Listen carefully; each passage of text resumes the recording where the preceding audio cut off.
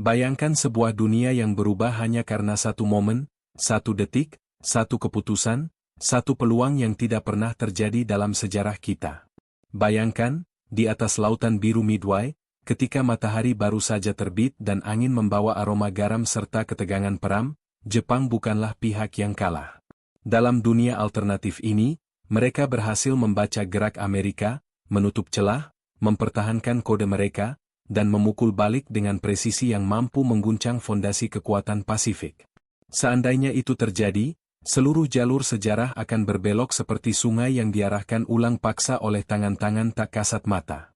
Bayangkan bendera matahari terbit berkibar lebih lama, lebih luas, bahkan mungkin lebih jauh hingga Hawaii jatuh, jalur vital Amerika terputus, dan dunia harus beradaptasi dengan tatanan baru. Kini, lewat cerita ini, kita membuka pintu ke semesta alternatif itu. Sebuah cerita yang tidak hanya membahas perang, tetapi juga keputusan politik, nasib manusia, dan masa depan dunia. Mari kita masuk ke ruang sejarah yang hampir terjadi, dan bertanya, seandainya Jepang menang, apa yang akan terjadi pada dunia? Halo para pecinta sejarah dan penikmat skenario alternatif. Selamat datang kembali di War Story, tempat di mana kita bukan hanya mempelajari masa lalu, tetapi juga menjelajahi dunia-dunia yang mungkin terjadi. Semoga teman-teman semua selalu diberi kesehatan, ketenangan hati, dan kelancaran dalam setiap langkah. Saya menyapa kalian dari kota Semarang yang hangat dan penuh cerita. Jangan lupa untuk subscribe, tinggalkan komentar, dan bagikan video ini agar semakin banyak orang bisa menikmati kisah sejarah penuh intrik seperti ini. Yuk, kita mulai perjalanan ke masa lalu yang tak pernah terjadi, namun seolah bisa saja menjadi kenyataan. Dalam realitas asli, Jepang kehilangan elemen kejutan karena Amerika berhasil membongkar kode komunikasi mereka. Namun di dunia alternatif ini, Sandi, JN-25, tetap aman. Tidak ada intelijen AS yang menyadari rencana penyerangan ke Midway. Ketika fajar menyentuh permukaan laut, armada Jepang datang seperti bayangan raksasa yang muncul dari kabut, lengkap dengan 4 kapal induk utama, Akagi, Kaga, Eserie, dan Hiri. Pesawat-pesawat pembom mereka meluncur ke langit tanpa hambatan, formasinya stabil, pilotnya penuh percaya diri. Di bawah sana, kapal induk Amerika, USS Enterprise, USS Hornet, dan USS Yorktown, masih sibuk mempersiapkan pesawat-pesawat mereka, belum tahu bahwa maut sedang menukik dari atas. Detik berikutnya, ledakan-ledakan terjadi bertubi-tubi, menyobek dek kapal, menyalakan api besar yang menyapu seluruh gelada. Jepang tidak hanya menyerang lebih cepat, mereka menyerang dengan ketelitian yang lebih tajam dibanding sejarah yang kita kenal. Amerika terkejut dan kalah telak. 2 kapal induk mereka tenggelam dalam 1 jam. USS Yorktown yang seharusnya menjadi harapan terakhir, terkena serangan lanjutan hingga tak mampu bertahan. Di Washington, berita itu datang seperti petir yang merobek langit. Presiden Roosevelt terdiam lama di hadapan laporan intel. Para jenderal tak percaya bahwa kekuatan utama Amerika di Pasifik telah hancur hanya dalam 1 pagi. Dengan kemenangan ini, Jepang membuka pintu lebar menuju Hawaii. Armada mereka kini tak terbendung, sebuah gelombang raksasa yang siap memukul mundur Amerika hingga ke pantai baratnya. Dunia mulai bertanya, apakah Amerika masih sanggup melawan? Ataukah babak awal kekuasaan penuh Jepang baru saja dimulai? Kemenangan Jepang di Midway menciptakan gelombang besar yang langsung menghantam Hawaii. Dalam skenario ini, Jepang tidak menunda. Mereka mengirimkan kekuatan gabungan laut dan udara untuk menghancurkan Pearl Harbor untuk kedua kalinya, namun jauh lebih mematikan. Tanpa armada kapal induk AS untuk bertahan, Hawaii jatuh dalam waktu yang lebih cepat daripada yang pernah dibayangkan sejarah asli. Serangan udara Jepang melumpuhkan fasilitas perbaikan, gudang amunisi, dan landasan pacu dalam hitungan jam. Tentara AS berjuang, tetapi tanpa dukungan udara yang memadai, mereka hanya bertahan seperti benteng yang retak di tengah badai. Di seluruh media Amerika, gambar kehancuran Hawaii menyebar seperti api di padang rumput. Dunia terkejut. Jepang tidak hanya merebut kembali kehormatan setelah serangan pertama mereka ke Pearl Harbor, tetapi kini menghancurkan jantung kekuatan Pasifik AS sepenuhnya. Dengan Hawaii jatuh, Jepang segera menguasai jalur komunikasi dan pelayaran di Pasifik Tengah. Armada Amerika kini harus bergerak dari San Diego, memperpanjang jarak tempur mereka, sementara Jepang justru semakin mendekat ke pusat kekuatan AS.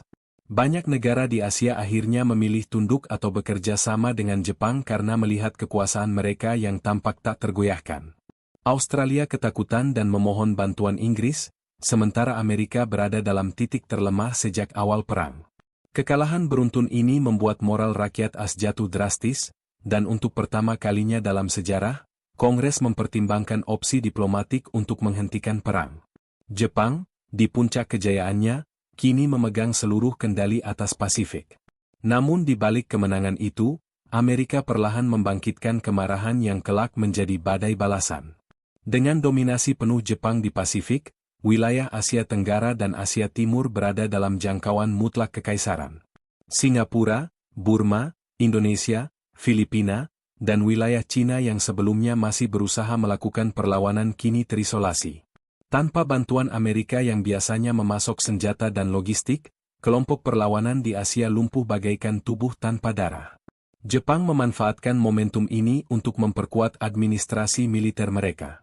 Propaganda besar-besaran diluncurkan, Asia untuk Asia, kemakmuran bersama Asia Timur Raya. Meski slogan itu terdengar manis, realitanya banyak rakyat yang berada di bawah tekanan keras kekuasaan militer.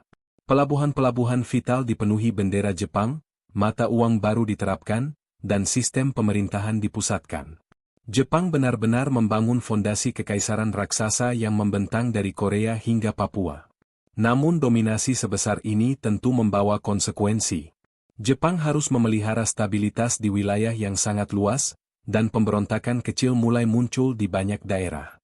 Tentara Jepang berusaha menekan perlawanan dengan tangan besi, tetapi semakin keras mereka menekan, semakin kuat pula rasa perlawanan lokal.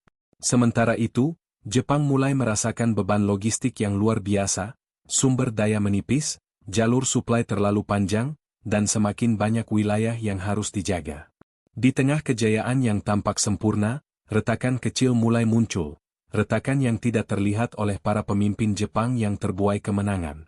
Mereka tidak mengetahui bahwa badai besar dari Amerika sedang disiapkan, sebuah badai yang dibangun atas kemarahan, tekad, dan teknologi baru.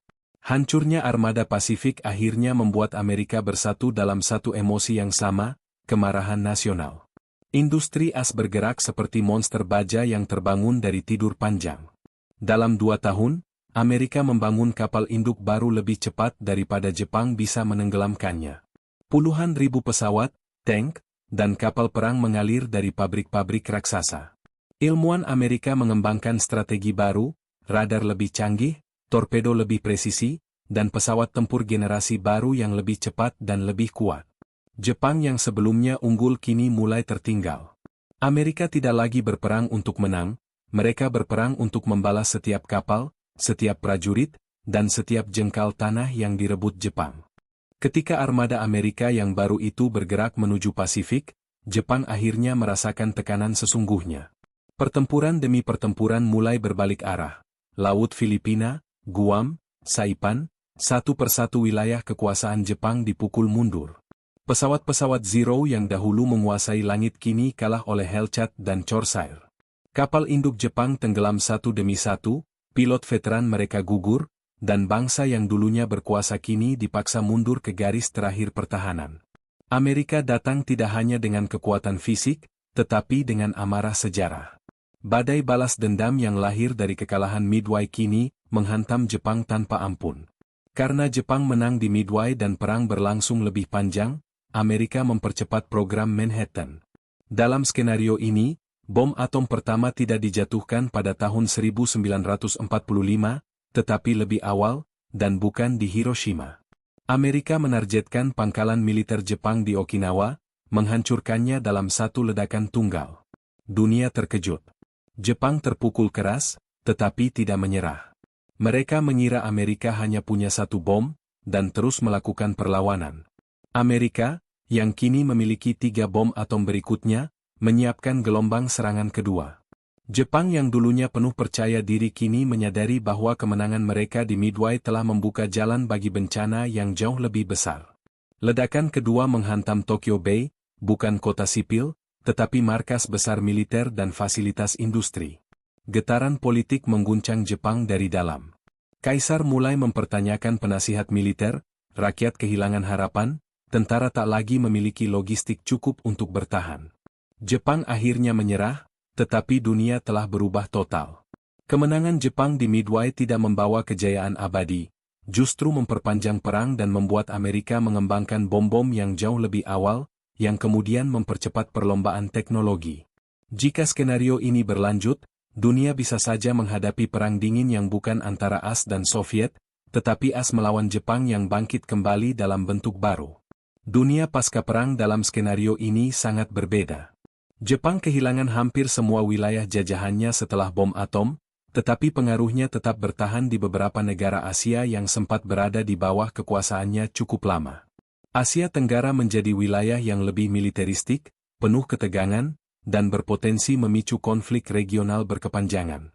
Amerika, yang merasa dikhianati oleh sejarah Midway, menjadi kekuatan yang jauh lebih agresif di panggung internasional. Mereka membangun pangkalan militer lebih banyak, memperkuat aliansi, dan memastikan tidak ada negara lain yang dapat mengancam mereka seperti Jepang.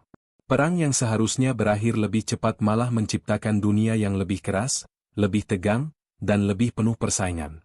Namun satu hal yang jelas, kemenangan Jepang di Midway telah mengubah jalur sejarah dunia. Bukan menjadi kemenangan abadi bagi Jepang, tetapi menjadi rentetan peristiwa yang membuat perang lebih kejam, teknologi lebih berbahaya, dan dunia lebih tidak stabil. Asia menjadi wilayah paling panas dalam geopolitik global selama beberapa dekade. Dan di balik semua itu, Midway tetap menjadi titik awal. Titik di mana satu kemenangan besar mampu menciptakan efek domino yang mengguncang peradaban. Titik yang mengajarkan bahwa sejarah bukan hanya tentang siapa menang atau kalah, tetapi bagaimana satu pertempuran bisa mengubah arah masa depan seluruh dunia. Dari kisah ini, kita belajar bahwa sejarah adalah rangkaian keputusan kecil yang mampu mengguncang dunia. Kemenangan sesaat dapat menjadi awal dari kehancuran panjang, dan kekalahan bisa menjadi batu loncatan menuju kebangkitan besar. Semoga cerita ini membuat kita lebih menghargai perdamaian, lebih memahami pentingnya kebijaksanaan, dan selalu sadar bahwa kekuatan sejati bukan hanya soal senjata, tetapi kebijaksanaan dalam menggunakannya. Tetap jaga kesehatan, bersyukur atas setiap hari yang kita jalani, dan semoga Tuhan selalu melindungi kita semua. Jangan lupa subscribe War Story, tinggalkan komentar skenario apa lagi yang ingin kamu jelajahi, dan sampai jumpa di kisah sejarah berikutnya.